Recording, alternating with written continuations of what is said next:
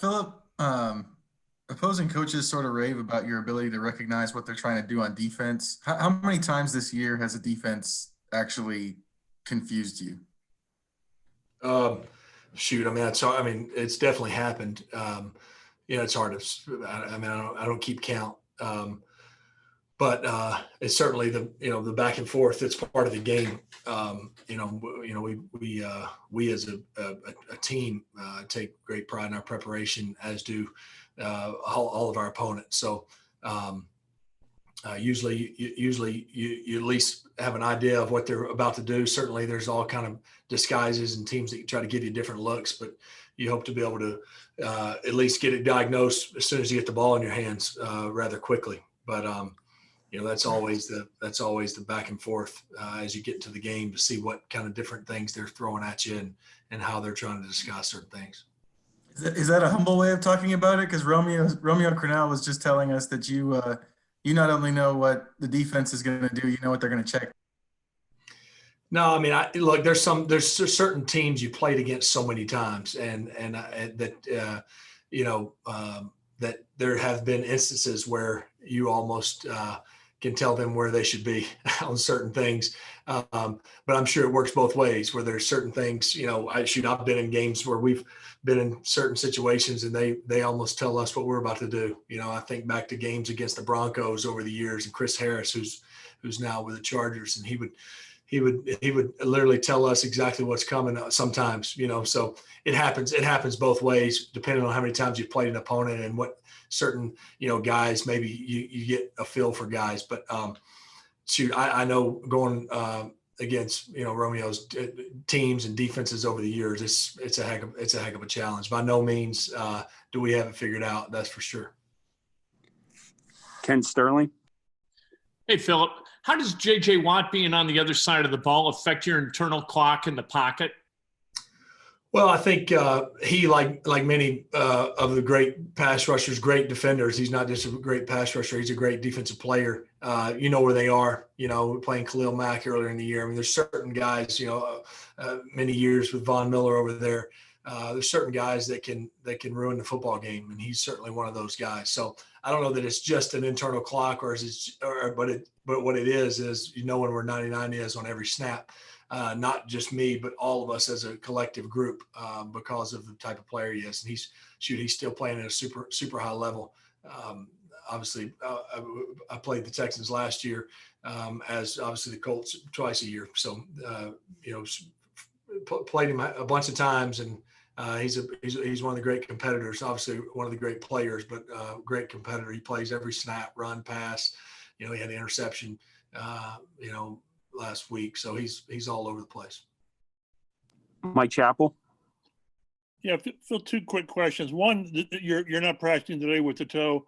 How does it feel today compared to this time last week? Yeah, definitely a week better.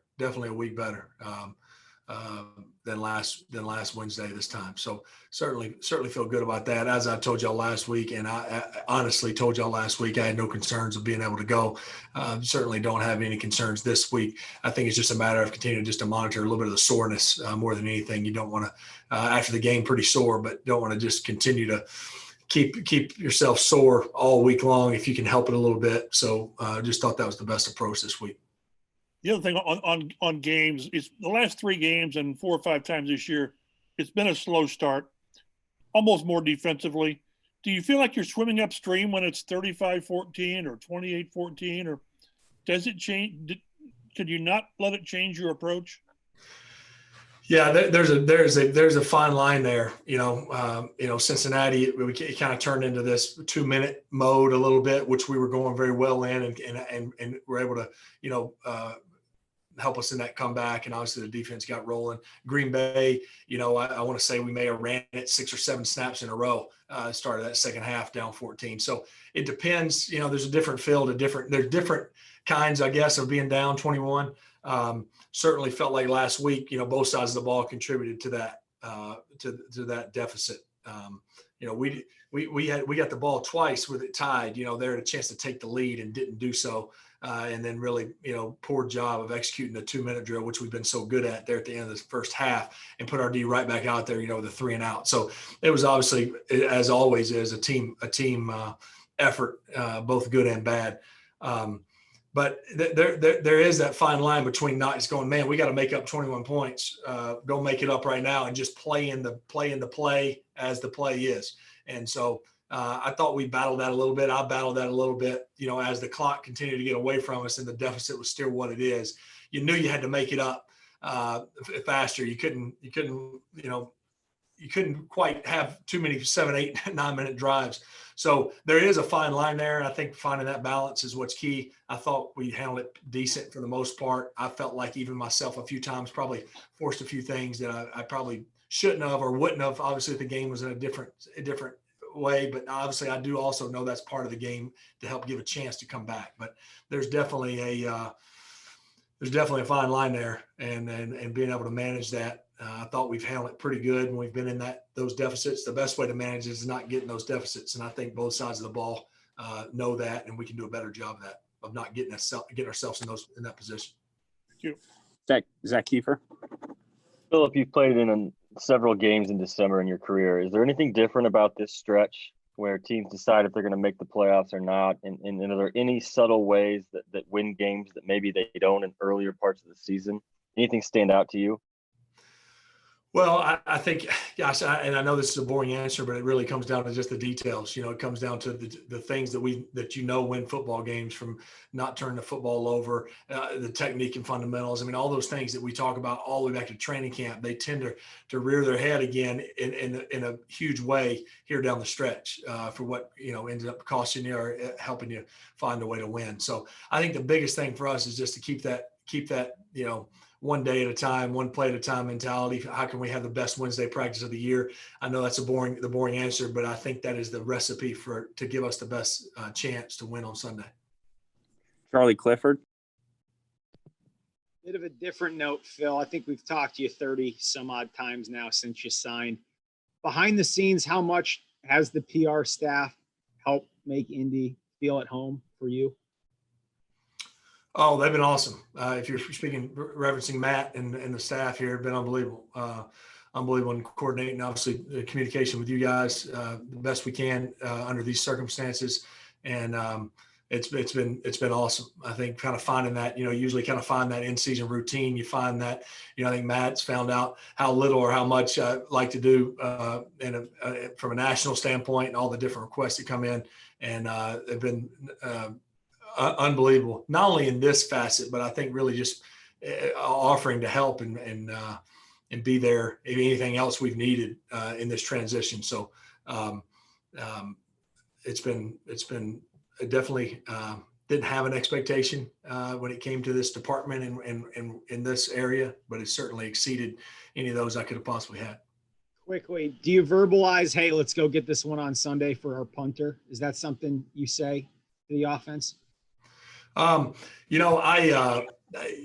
tell you what, he's an unbelievable punter and holder and kickoff guy, for that matter. And, I think more than anything too, which you never really know with specialists, but, our group and Rigo is really one of the guys, not just a specialist, he's one of the guys mixing in the locker room. His team was down to the wire in the cornhole tournament during training camp. I mean, he's certainly, one of the guys. So pulling for a quick recovery and glad that all has gone well thus far that we've gotten report back. So, he's one of those that's so good at his job. I try to keep him over there. It's nice for him to have a no punt game, but certainly we'll be looking forward to his return, hopefully sooner than later. Jim Aiello. Philip, how do you tell during a game, I guess, if a cornerback is struggling, and then and if do your eyes kind of light up, and then do you go to the play caller and say, hey, this guy, something's up. We gotta kind of go at this guy to try to take advantage of it. Yeah, I think it's a little bit of a combination of what comes up early in the game, and then a combination of also the communication with the wide receivers. Like, hey, he's bailing out of there. He about fell down twice, and obviously we're seeing that as well. But And yeah, so then I think what it does is anything you have that maybe mirrored game, as we call it, where it's going to be the same route on both sides, or any of those kind of individual routes, where you have a concept, 3-man concept or whatever to a side, and then you have an individual route. It's one of those instances where maybe you say, hey, let's wait and flip it and run it this way, if in fact you have a guy that you feel like you have a matchup that you can exploit. So that's kind of always going series to series, game to game, seeing how, depending on how it's going. This may sound mean spirited, but can you go after a guy to kind of kill his confidence in that way? Yeah, no. I don't think it's mean spirited. I think it's part of it. I mean, but yes, I think there are times, that you can early, if there is any doubt of a defender covering a certain receiver, if you can early kind of make that realization for that defender, then that's when you got them kind of on the ropes the rest of the way. All right, we'll go 2 more. Stephen Holder. I feel I was just looking at something, and I think you might be on like a career low pace when it comes to sacks. And I know pressure is more than sacks, but just I'm wondering. Certainly, the offensive line has a lot to do with that, but the quarterback plays a big role in that too. And I'm wondering, just after all these years, just how do you benefit just from experience when it comes to feeling pressure and knowing where and when it's coming from, whether you can see it or not? What does experience play in that? Yeah, I think experience is huge in that. And there's certain times when you go, well, how'd you know this? How'd you know that? And I'm not necessarily saying this about me, but just guys that have played a long time. And you really, sometimes it's hard to verbalize that, if you're talking to a young quarterback or something like that. So experience and just playing certainly helps in that. You do mention the guys up front are doing a heck of a job. And I include the backs and the tight ends in that. But it's a collective effort. And I think I say that with all respect and thankfulness to how well those guys are protecting. But it is a collective effort of kind of knowing, hey, when to hang on to it a little long, when to get it out and avoid a sack, and when is it a throwaway.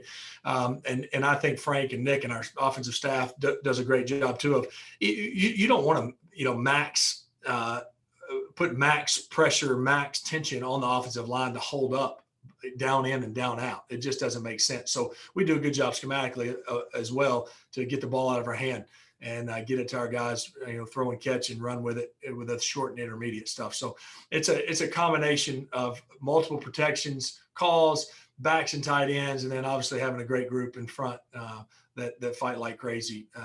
And something really I can say over however many hundreds of offensive linemen I've been around, they've all had they've all seemed to just fight and scratch and claw until the last second to keep them from getting back there. And certainly as a quarterback, that's something that makes you want to help them when you can as well. When they do maybe miss or, a guy gets beat late, that you can keep that from turning into a disaster play by getting that ball in your hand.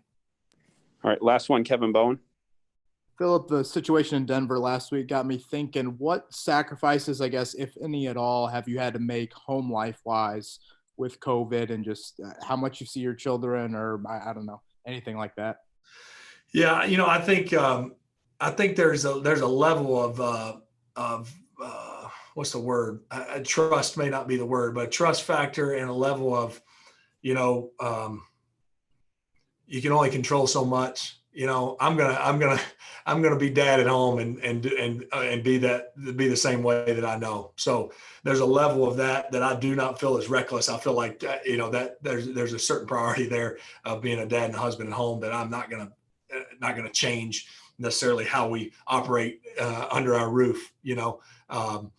At the same time, you do everything else you can. You're certainly not reckless. So it's one of those deals. I've kind of, each week that passes that you feel like you've gotten through it, you move on to the next one. But you don't take any day or game for granted. As crazy as it is, certainly seeing that Denver thing from that standpoint, we and credit to the whole building, Frank and the whole building, all the guys involved, and keeping us all, in tune every week, every day, as far as the tracers and the masks and everything, and making sure we're distant in the meetings and all those things. So you lose a little bit of that, Jacoby and I are just talking in a walkthrough, and it's like, all right, it's one of those conversations you probably would have, shoulder to shoulder standing there. And it's just kind of, you're constantly reminding, keeping that space. So there's certainly been a different dynamic when it comes to that. But, for the most part, home life has been the same. Other than I tease, there's not teasing probably in the word. I'll stop there, but we have to, you have to live. There's school and there's groceries and there's everything else. So you do the best you can, and thankfully we've made it this far.